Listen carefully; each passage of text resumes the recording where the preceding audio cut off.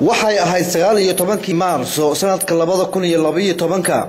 markii diyaaradda Juba Airways ay noocan bixisay magaalada Hargeysa ee Somaliland si loo soo badbaadiyo nolosha fanaanka caanka ah Jim Sheikh Muumin.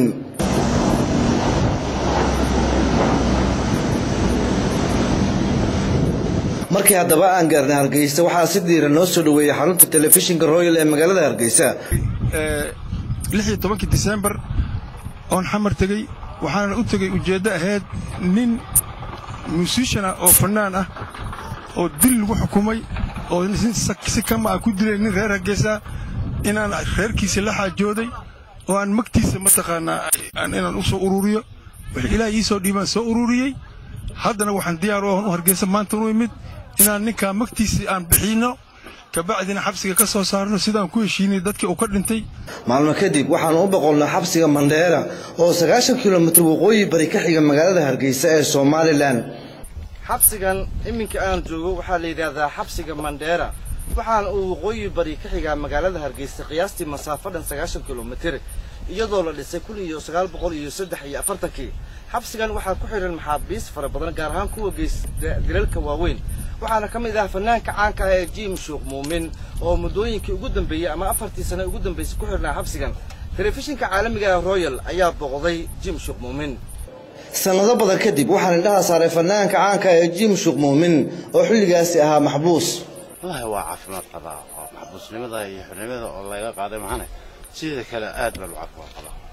kadib waxaa dhacay kulan aan la qaadanay reerkii inanka geeriyooday uu ka dhashay waxaana hoos ka xariiqeen inay cafiyeen fanaanka haddana waan cafiyaa waxa weeyaan aniga saasay ka dhamatay nabadoonka beeshaasi ayaa xusay in mar waliba ay ka goonayd cafinta iyo saamaxa fanaanka isagoo xusay khidmada diyada ay gudoomeen waxa la kala qaatay diyo badan lama kala qaadan badi waan uga tagnay waxay noo keeneen 15 kun oo dollar iyo laba ay yiraahdeen way dambeeyaan 17 ka ayay noo sheegeen 15 waan qaadno wayna siiyeen labana way dambaysaa oo 5 bilood aan ku bixinaynaa ay nagu yiraahdeen qolada lacagta noo keentay oo ninka cilmi la yiraahdo ku jiro ka odeehaa heshiiskaasi kadib waxaan afka saarnaa xarunta xabsiga Mandheera waxaana ay ahayd maalin taariikhi ah goobta siideynta waa xaadir ku ah fanaaniin iyo asxaab kala duwan بسم الله الرحمن الرحيم horta ilaahay baan mahad iska leh kulantida maanta halkan isku keenay iyo munaasabada wanaagsan dareenkaygu mid la qiyaasi kara ma aha waxa weeyaan qof kasta oo Soomaaliyeed iyo qof kasta oo fanaana dareenkiisu maanta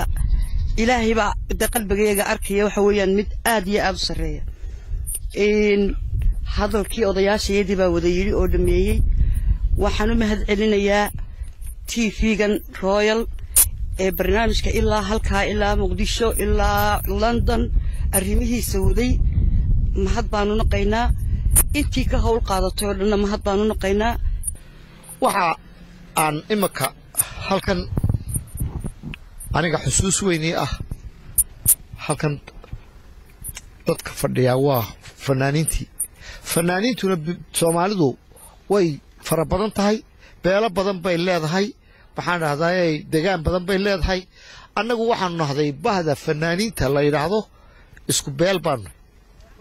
isku deegaan baan sida daraadeed walaalkayo oo dadkuna deeshil wuu galaa waxna waa dhacaan laakiin walaalkayo aanu maanta isagoo nool aanu isaragnay waxa laga yaabaa dhowr iyo 20 sanadood baan isarag Jim Sheikh Muumin waxaan ilaahay ugu mahadnaqayaa imaka intana wada walaalidiisiya oo aanu fanaankayagiyo nabad qabaanu nimi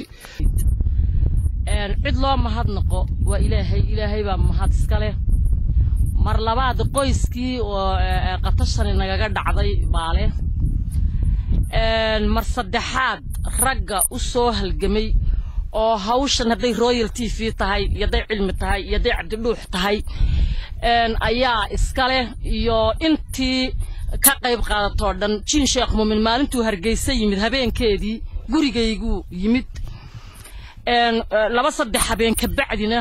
qatashana ku dhacday ilaa maalintaas ma fadhiisan xudeediyo nooga yimid London waxaanu qabanay looyar waxa weeye qof kasta oo arrinka wax ka ogaaba ama ha yaraysta ama ha badsado uu ordaayay habeenna kama naanasan maalina kama naanasan ilaahay baa qalbiga ku aan kood baan furnay $100 baan ku riday koodka waxa furtay Sahra Axmed $100 wax lagu soo dara maanan arag dareenkayga guud waa iska caadi meeshaan waa markii saddexaad oo markii afraad oo imaanayo weeye jim isku meelan ku soo kornay laakiin asiga ma aqoonsan maalintan u imid haddana waxa keenay xaaladda keenaysa taa marka laga soo gudbo wixii warahay odayaashiga horeeyay baa yiri waxaan mar labaad dib ugu celinayaa waxa waay intii ka qayb qaadatay intii gacanta ku haysay intii dhibku uu ka gaaray sida ay noola dhaqmeen reer Somaliland waa ugu mahad celinayaa sida runta ah aad iyo aad si sharaf leh oo aan waqti nooga lumin oo odagu maxamed aadan dacar ugu weyn yahay shalay badbaadadii ka dhacday xagga maxkamadda aad iyo aad ugu mahad celinaynaa qablaha walaalahayna oo na soo garab galay oo ayagu aan fanaaniintu de malaha Somaliland iyo Soomaaliya kala malaha waa dhexda raac waay ayagu nimanka dhexda raac ayaan mataqaana aad iyo aad ugu mahad celinaynaa soo dhaweynta la soo dhaweeyay waxaan u mahad celinayaa si gaar ah taliyaha ciidanka asluubta waxaan si gaar ah ugu mahad celinayaa taliyaha xabsiga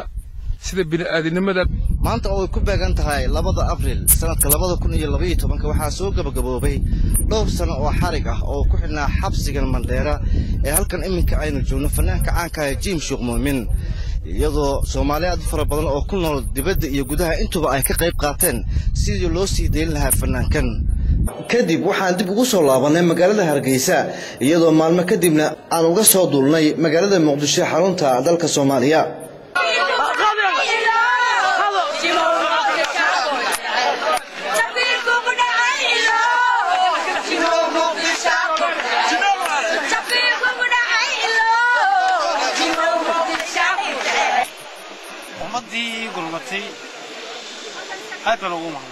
حسن علي محمد حسن آلي تلفزيون كرويال مقالة مقدشو